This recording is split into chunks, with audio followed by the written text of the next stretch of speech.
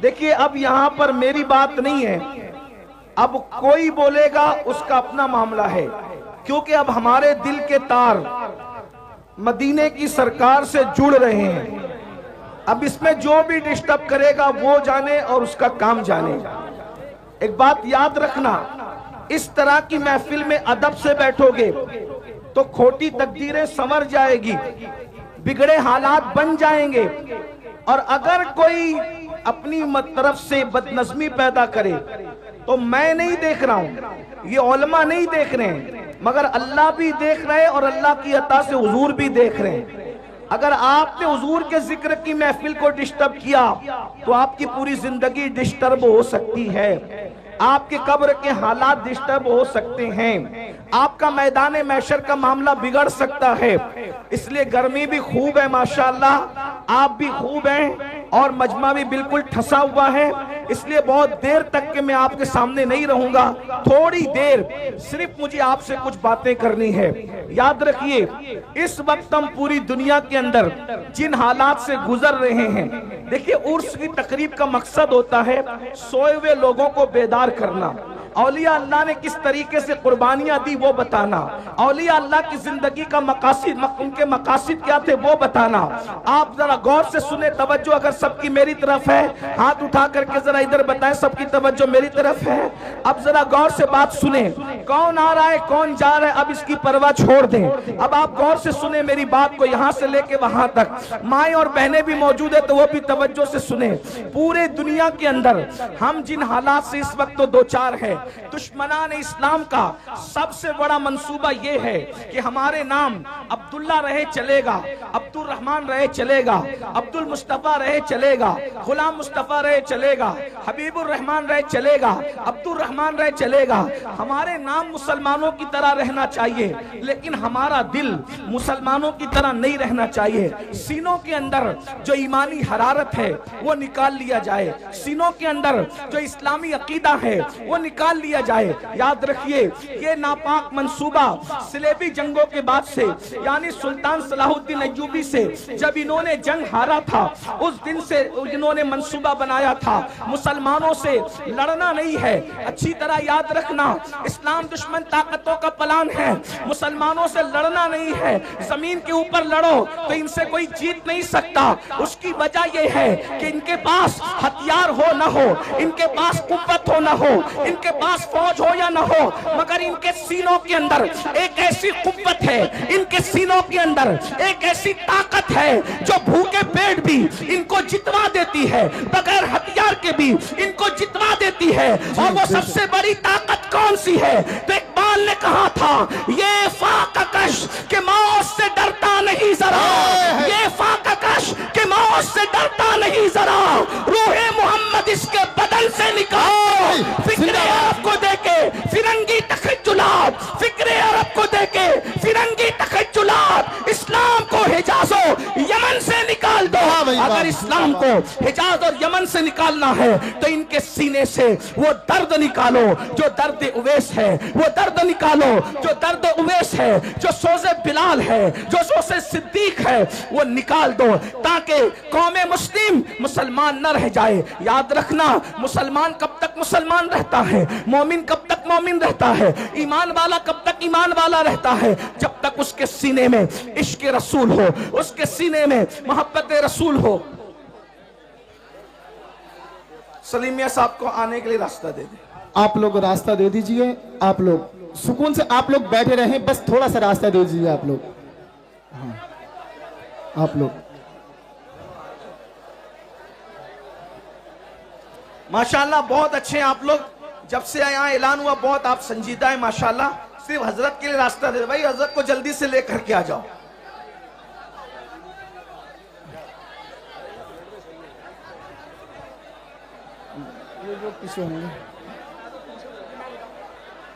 आप लोग बिल्कुल ना बोलें, आप लोग बैठ जाइए, बस हल्का सा रास्ता दे दीजिए आप हजरत को। ये थोड़ा पीछे को बोल दो तो अलमा हरिया पीछे को बोल दो।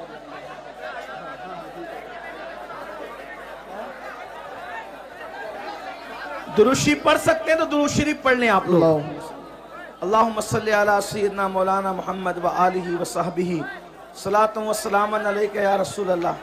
अच्छा मियाँ जब तक आने सब मिल के दुरूद शरीफ मेरे साथ पढ़े।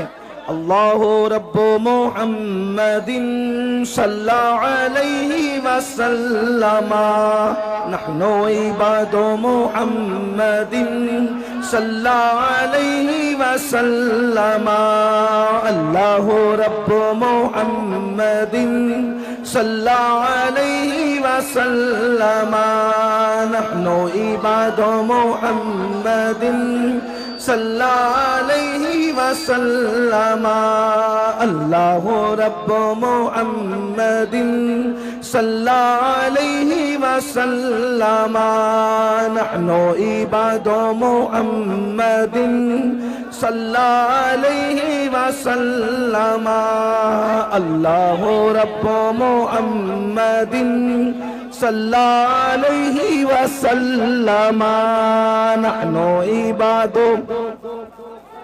मुहम्मदिन सल्लल्लाहु अलैहि वसल्लम।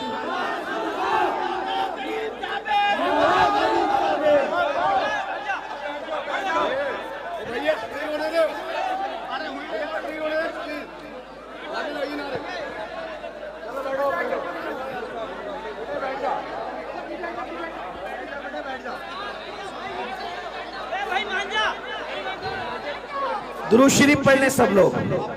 अल्लाहु रब्बु मुहम्मदिन सल्लल्लाहु अलैहि वसल्लम नहनु इबादु मुहम्मदिन सल्लल्लाहु अलैहि वसल्लम सलातु व सलामन अलैका या रसूल अल्लाह सल्लल्लाहु तआला अलैहि वसल्लम।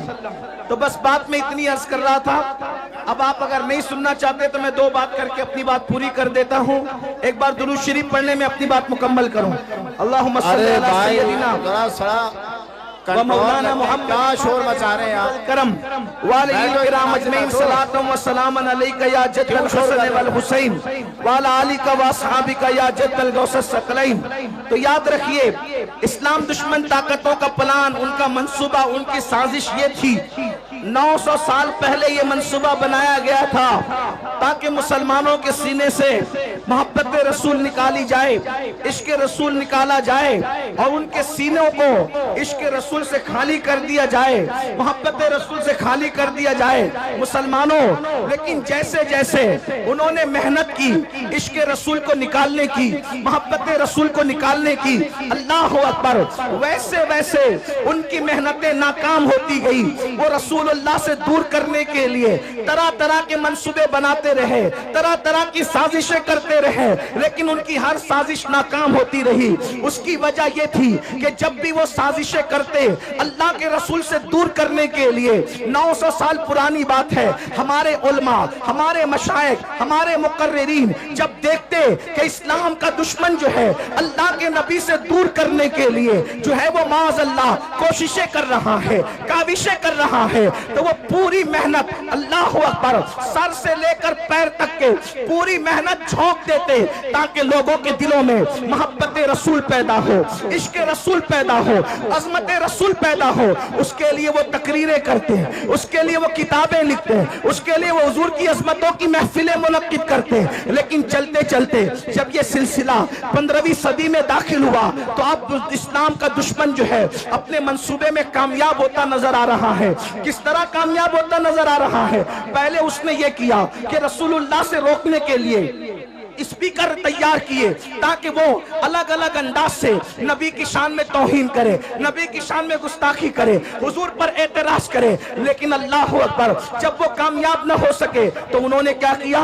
फिल्में बनाई। और फिल्में इसलिए बनाई ताकि मुसलमान जितनी देर तक फिल्म देखेगा उतनी देर तक अपने नबी के जिक्र से दूर रहेगा। उन्होंने केबल इजाद किया। मुसलमान जितनी देर तक के केबलों में मसरूफ रहेगा उतना अपने नबी से दूर रहेगा। उन लोगों ने गाने, एक से खूबसूरत गाने इजाद किए कि जितनी देर तक मुसलमान गाने सुनता रहेगा, गाने गाता रहेगा, अपने आका के जुल्फ और रुखसार के तस्करे से दूर रहेगा। अल्लाह अकबर। उन्होंने हमारे दरमियान, अल्लाह अकबर, 15वीं सदी आते आते गंदी फिल्में इजाद कर दी। और ये तो इतनी खतरनाक है, इंटरनेट का ये जंगल इतना भयानक और खतरनाक खतरनाक है, इससे शायद ही कोई बच सकता है, बल्कि वही बच सकता है जिसको अल्लाह बचा ले। मेरे प्यारे आका सलात व तस्लीम के प्यारे दीवानों, यहाँ हजारों आशिकाने रसूल कहलाने वालों का मजमा है। मैं आपसे पूछना चाहता हूँ, थोड़ा अपने आप में डूब करके सोचो।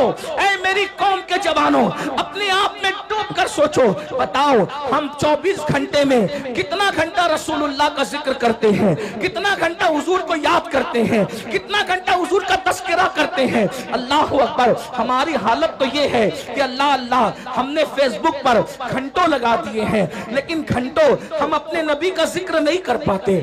हम गानों में बहुत बड़ा वक्त लगा देते हैं, लेकिन उतना वक्त रसूलुल्लाह के जिक्र में नहीं लगा पाते। अब आप मुझे बताएं, जिसका बाप, अब तवज्जो से सुनना, जिसका बाप अल्लाह के नबी से दूर हो जाए, उसके बेटे को रसूलुल्लाह से कौन करीब कर सकता है? जिसकी माँ नबी से दूर हो जाए, अल्लाह अकबर, उसके बेटे को नबी से कौन करीब कर सकता है? बड़ी माजरत के साथ ये हजारों का मजमा देख करके हम आपको दुआ तो दे जा रहे हैं, लेकिन हमारे सीने ठंडे नहीं होते, हमारे कलेजे ठंडे नहीं होते। उसकी वजह यह है कि आजकल बड़ी माजरत के साथ हमारे मुकर्रिर लोग, नातखा लोग, नासिम लोग, पीर साहब लोग, महफिल सजाने वाले लोग खुश हो रहे। क्यों खुश हो रहे? हजारों आ गए। मैं कहता हूं भाइयों, ये लोग दिल बहलाने आए, ज्यादातर लोग दिल बहलाने आए हैं। वजह, हाँ, कल तक के फिल्म देखकर दिल बहलाते थे, कहा चलो थोड़ा सा वक्त तो मौलाना लोगों से दिल बहला लेंगे। क्या बोलते हैं, चलो देखते हैं। इसलिए कि अगर ये अमल के लिए आते, अगर ये अमल के लिए आते तो कौम में इनकलाब पैदा हो चुका होता।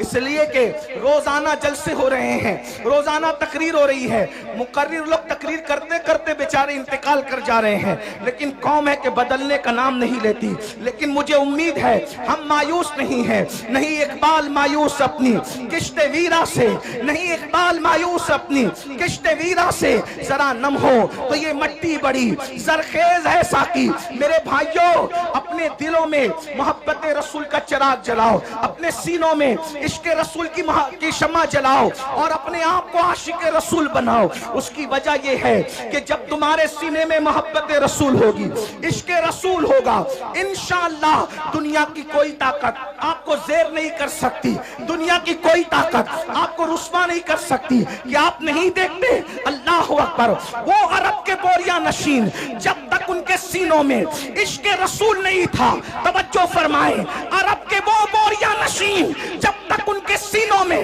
इश्क रसूल नहीं था, वो ऊंट और बकरियों के पीछे चला करते थे। लेकिन जब से मेरे नबी का इश्क सीने में पैदा हुआ, जमाना उनके पीछे जिंदाबाद, नारे तकबीर, नारे रिसालत, मसलक आला हजरत और इसे मुक़द्दस सादात इकराम हजरत अल्लामा सैयद अमीनुल कादरी साहब क़िबला, नारे हैदरी, हुजूर सैयद आसिफ मियां साहब क़िबला। वाह भाई, बहुत अच्छा भाई, जिंदाबाद, माशाअल्लाह। ऊंटों और बकरियों के पीछे चलने वाले, जिन्होंने पूरी पूरी जिंदगियां ऊंट और बकरियों के पीछे चलते हुए गुजार दिया, जब नबी का इश्क सीने में आया तो पूरी दुनिया उनके पीछे पीछे चलती रही और वो जमाने के आगे आगे चलते रहे। अरब की तारीख ने बता दिया, अगर दुनिया को पीछे चलाना है तो आमिना के लाल की मोहब्बत को सीने में पैदा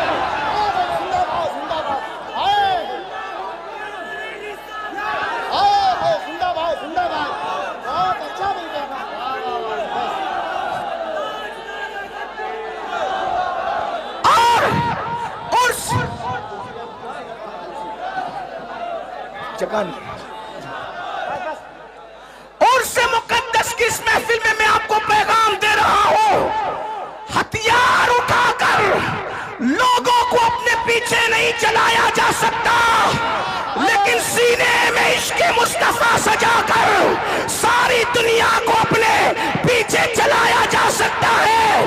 बल्कि वल्लाह इश्क वाला इतना ऊपर जाता है, इतना ऊपर जाता है, इतना ऊपर जाता है कि काबे की छत तलवों में नजर आती है और बिलाल काबे की छत पे जिंदाबाद, जिंदाबाद, वाह भाई, जिंदाबाद, नारे तकबीर, नारे और से मुकद्दस सादाते इकराम। बहुत अच्छा। आज हर बाप चाहता है मेरा बेटा तरक्की करे।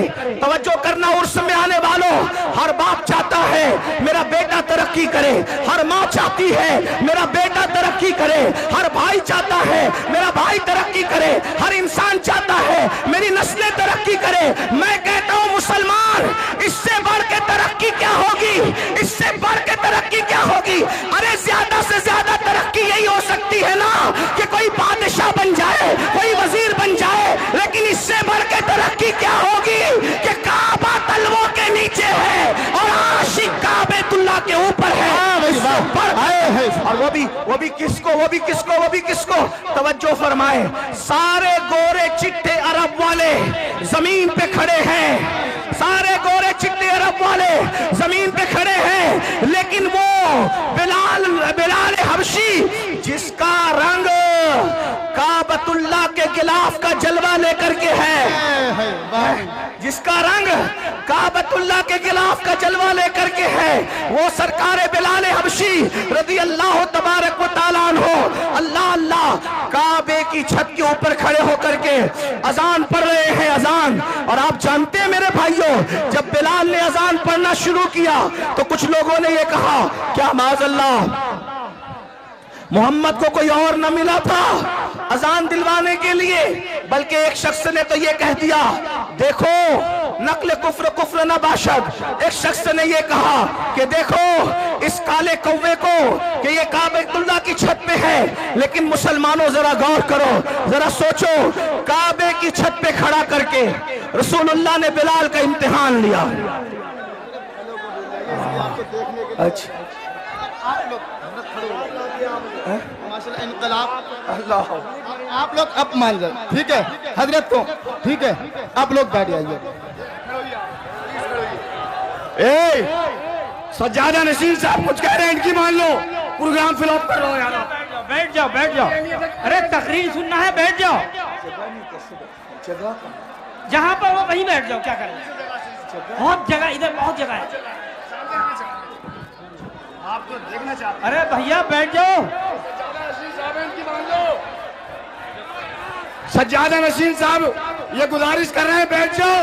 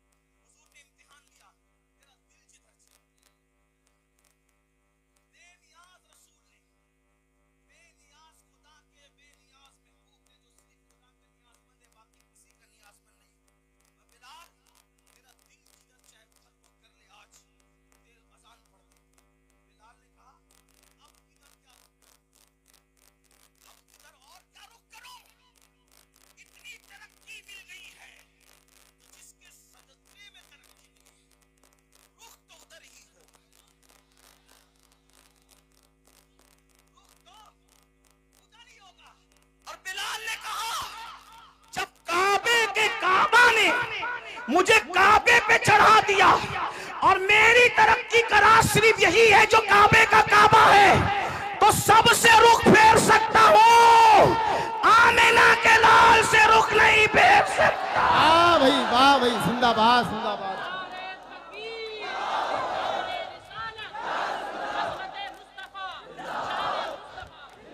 अब इसमें दो बातें सुन ले।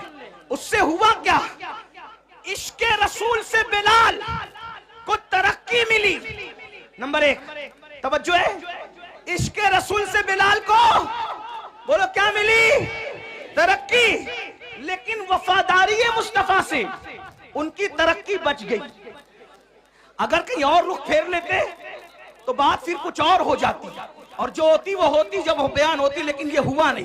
तो जो हुआ नहीं उसको बयान करना नहीं है। बिलाल का रुख किधर रहा? बोलो किधर रहा? बोले किधर रहा? अब मेरी सुन लो, आप और हम जलील क्यों है? आप हम रुस्वा क्यों है? आप हम बर्बाद क्यों है? आप हम तबाह क्यों है? आप हम गालियां क्यों सुन रहे हैं? आपके हमारे घरों पे बिल्डोजर क्यों चल रहे हैं? वजह एक है, बिलाल काबे पे चढ़ के भी नबी की तरफ से रुख नहीं फेरा। बिलाल काबे पे चढ़ के भी नबी की तरफ से रुख नहीं फेरा। और तुम डॉक्टर बनने के बाद नबी से रुख फेर लिए, इंजीनियर बनने के बाद नबी से रुख फेर लिया, मालदार बनने के बाद नबी से रुख फेर लिया, 3 टाइम का अच्छा खाना खाने के बाद नबी से रुख फेर लिया, कीमती कपड़े पहनने के बाद नबी से रुख फेर लिया। बताओ, वो काबे पे चढ़ के इतने ऊंचे पे भी नबी को नहीं भूले, और हम इन सारी गंदगियों के अंदर, गुनाहों की गंदगियों के अंदर अपने नबी को भूल गए, और माल की मोहब्बत में, कपड़ों की मोहब्बत में, डिग्रियों की मोहब्बत में, तिजारतों की मोहब्बत में अपने नबी से हमने अपना रुख फेर लिया। तो नबी से जो रुख फेरता है तो उसका क्या होता है? जिससे जो नबी से रुख फेर लेता है, खुदा की रहमतें उससे अपना मुंह फेर लिया करती है। अब पता चला मेरे आका अलैहिस्सलाम के दीवानों, बिलाल तो काबे पे खड़े होकर भी नबी को भूलना नहीं चाहते, और हम नबी पाक को भूल गए। बताओ, हम नबी पाक को कहां याद करते हैं? हम गाने तो गाते हैं, नात नहीं पढ़ते। 3 घंटे की फिल्म तो देखते हैं, हुजूर की सीरत नहीं पढ़ते। मेरे भाइयों, हमारे नबी से बड़ा अजमत वाला कोई है? हमारे नबी से बड़ा बुजुर्ग कोई है? हमारे नबी से आला कोई है? हमारे नबी से अफजल कोई है? अल्लाह की मखलूक में भाइयों उन जैसा कोई है ही नहीं। अल्लाह की मखलूक में उन जैसा कोई है ही नहीं। आपको बताऊं, ये सारे नबी नबी होकर भी हमारे नबी के उम्मती है। सारे नबी होकर भी हमारे नबी के उम्मती है। और साथ में क्या? जो निस्बत उम्मती को नबी से हुआ करती है, जो निस्बत उम्मती को नबी से हुआ करती है, वो निस्बत सारे नबियों को मेरे नबी से है। यानी सारे उम्मती किसके नियाजमंद होते हैं? अपने नबी के। तो ये सारे अंबिया जो हैं वो किसके नियाजमंद हैं? मेरे नबी के। बल्कि जमीन के ऊपर ही नहीं, मैदान महशर में भी सबको अगर नियाजमंदी की तमन्ना होगी तो रसूलुल्लाह की निगाह रहमत की तमन्ना होगी। मेरे इमाम तो ये कहते हैं, उस दिन खलील भी तमन्ना कर रहे होंगे कि काश ये आमिना के लाल की नजर मुझ पर पड़ जाए। और मेरे इमाम यूं कहते हैं, वो जहन्नम में गया जो उनसे मुस्तगनी हुआ, वो जहन्नम में गया जो उनसे मुस्तगनी हुआ। है खलीलुल्लाह को हाजत रसूलुल्लाह की, बस पैगाम यही देना था। आज हम रसूलुल्लाह से दूर हुए हैं, रुसवाई का सबब यही है, जिल्लत का सबब यही है। हमारे बच्चे, उनका ईमान और अकीदा हम महफूज ना रख सकेंगे अगर हम हुजूर से लोगों को जोड़ने में नाकाम रहे। मेरे भाइयों, इसलिए इस उर्स का पैगाम यह है, अपने बच्चों के सीनों में इश्क रसूल पैदा करो। खुद के सीनों में पैदा होगा तो बच्चों के सीने में, माएं और बहनें मौजूद हैं, अपने बच्चों के सीने में इश्क रसूल पैदा। और कैसा इश्क रसूल? अगर आप सुनने के लिए मूड में हैं तो मैं एक बात आपको सुनाऊं। कैसा इश्क रसूल? हमारा इश्क रसूल ये है कि अगर अस्सलातु खैरुम मिनन नौम बोलकर हमें मस्जिद बुलाया जाए तो इश्क रसूल हमारा इतना कमजोर है कि हमारा इश्क हमें मोहल्ले की मस्जिद में भी नहीं ले जाता। आपकी तवज्जो, बहुत अहम नुक्ते पे गुफ्तगू आती है और इसी पे शायद खत्म होती है। आपने सुनने के लिए हिम्मत दिखाई तो मैं भी कुछ बोलने के लिए हिम्मत दिखा रहा हूं, वरना मैं तो खत्म ही कर रहा था। तवज्जो है आपकी। अजान की आवाज सुनकर जो मोहल्ले की मस्जिद तक न ले जा सके, इतना कमजोर इश्क, फिर वो जन्नत में क्या ले जा सके। असल में इश्क कमजोर नहीं होता, आशिक कमजोर होता। हाँ, जो इतना कमजोर आशिक हो कि वो अजान की आवाज सुन के मोहल्ले की मस्जिद तक न जा सके, वो कभी भी जन्नत तक उसका इश्क उसको नहीं ले जाएगा। कहा किसका इश्क जन्नत तक ले जाएगा? मैंने कहा वो जो नबी की आवाज को सुनकर, नबी की आवाज तो नबी की आवाज है, बल्कि नबी जिसको मुकर्रर कर दे आवाज देने के लिए, वो उस आवाज को सुनकर पहली रात की दुल्हन को छोड़कर मस्जिद नहीं आता, बल्कि सर कटाने के लिए मैदान में आ जाता है। देख रहे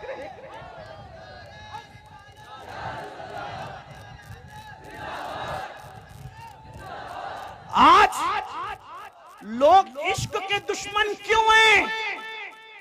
तवज्जो, लोग इश्क के दुश्मन क्यों हैं? जानते हैं जिस दिन तुम आशिक बनोगे कोई टिक नहीं सकेगा, क्योंकि औकात के बराबर में चिड़िए और कौवे उड़ ही नहीं सकते। औकात के बराबर में, औकात देखा है शाहीन, बाज, औकात के बराबर में चिड़िया और कौवे उड़ ही नहीं सकते, क्योंकि वो बहुत ऊंचा उड़ता है। तो लोग चाहते हैं कि औकात न बनने पाए, इसीलिए लोग इश्क के दुश्मन हैं। हर फिल्म का उन्वान इश्क, हर सीरियल का उन्वान इश्क, हर गाने का उन्वान इश्क। आपसे पूछता हूं, ये इश्क नहीं है, ये इश्क से हटाने का एक जाल है। जैसे अगर आपने कभी मछली का शिकार किया हो या चूहे को मारने के लिए पिंजरा रखा हो, तो मछेरे क्या करते हैं? हमारे यहाँ उसको सिद्दुड़ कहते हैं। सिद्दुड़, आप क्या क्या कहते नहीं पता। एक छोटा सा है?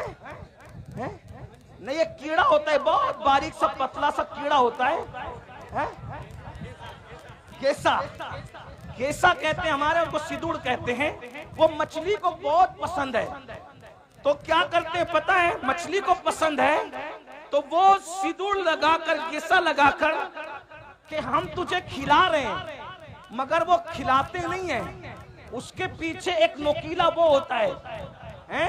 हाँ, वो आता है चारा खाने, मछलियां आती है चारा खाने, लेकिन उसके हलक में वो कांटा फंसता है और मछली से हमेशा के लिए दरिया छूट जाता है।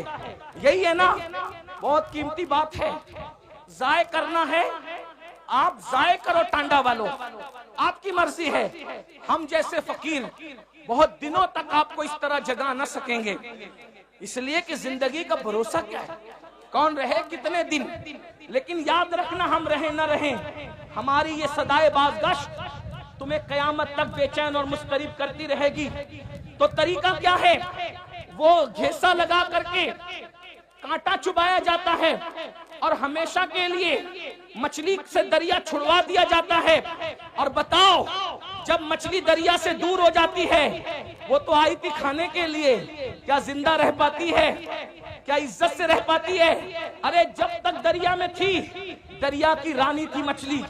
जब तक दरिया में थी, दरिया की रानी थी, दरिया उसकी मिल्कियत थी, वो दरिया काजिम सरमाया थी, उसका कोई कुछ बिगाड़ नहीं सकता था। लेकिन वो बुरा और घिसे का उसके लालच में आई, कांटा चुबा, अब तड़प रही है। पहला काम दरिया छूटने पर तड़प रही है, दूसरा काम मर गई है, तीसरा काम बाजार में बेची गई है, चौथा काम जलील उसको खरीद रहे हैं। तवज्जो करें, मछली ने एक काम किया, दरिया छूटा, किसकी लालच में? हिस्से की लालच में। दरिया छूटा, मरी, जलीलों के रुस्वाओं के हाथों बिकी, बिकने के बाद छुरे से कटी, कटने के बाद टुकड़े टुकड़े हुई, टुकड़े टुकड़े होने के बाद जली, जलने के बाद हर नापाक और पाक के मुंह में आई और दांतों तले पिसी, और पिसने के बाद पेट में गई। अब मेरी ज़बान अदब खामोश है, लेकिन कहूंगा जरूर, अगर समझ सको तो। जब पेट में गई तो नापाकी बनी। ये मेरे दिल का दर्द है, कोई समझ सकता है तो समझ ले, इस पे बात पूरी कर दूंगा। तवज्जो, बहुत तवज्जो, बहुत तवज्जो। जल की रानी मछली, मलकाए दरिया, गंदगी और फुजले में बदली कैसे? कैसे बदली? उसके बुरे दिन कैसे आए अच्छे दिन की बजाय? तवज्जो, अच्छे दिन की बजाय मछली के बुरे। कहां तो वो दरिया की रानी थी, कोई उसको कुछ कर नहीं सकता था। बोलो काम किसने बिगाड़ा?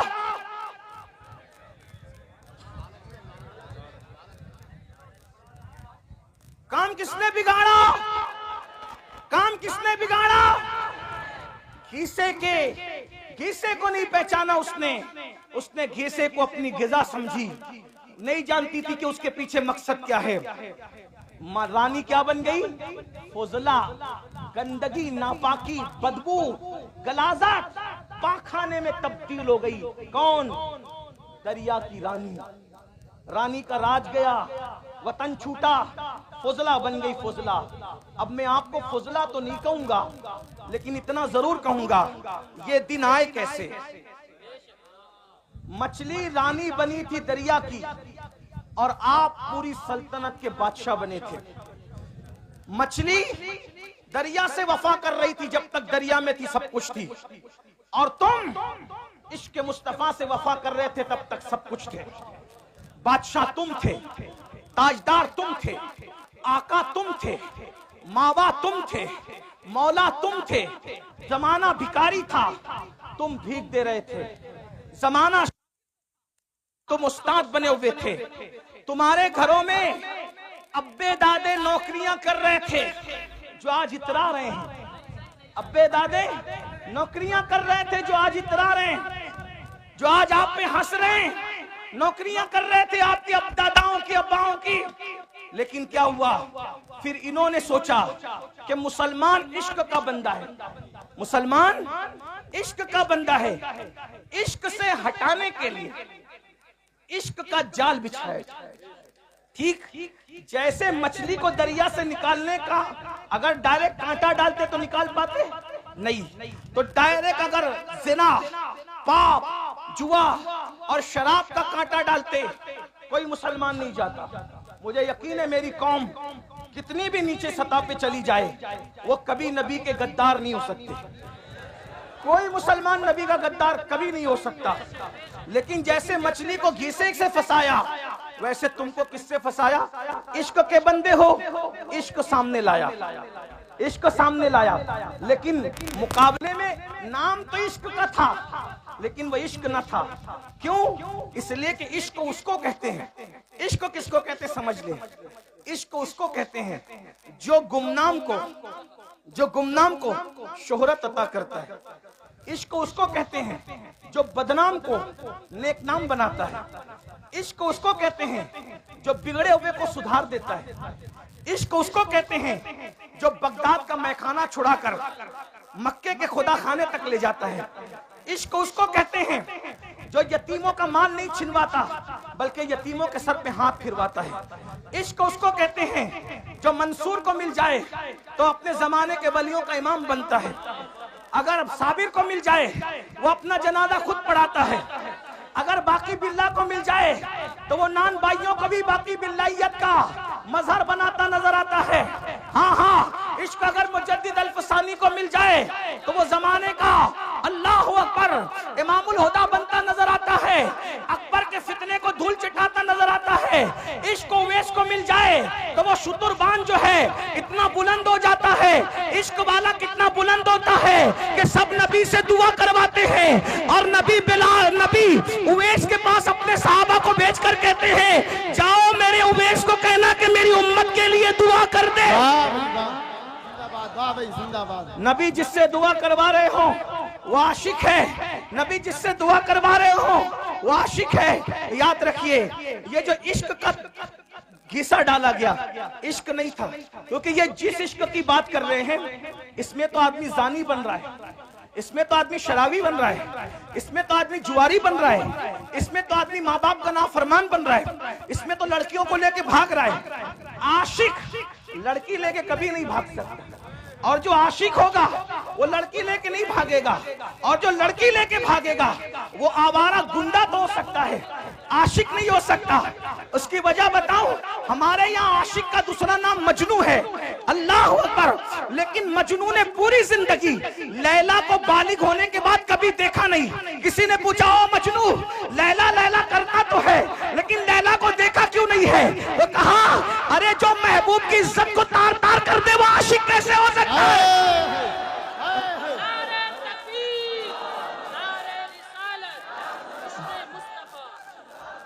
मैं तो नजर के डर से देखी न आंख भर है, मैं तो नजर, तो ये इश्क के नाम पे गुंडागर्दी फैलाई जा रही है, इश्क के नाम पे जिना फैलाया जा रहा है, इश्क के नाम पे दहशतगर्दी फैलाई जा रही है, इश्क के नाम पे चोरी, डकैती, गाली, माँ बाप की नाफरमानी, लड़कियों की आबरू पे हमला।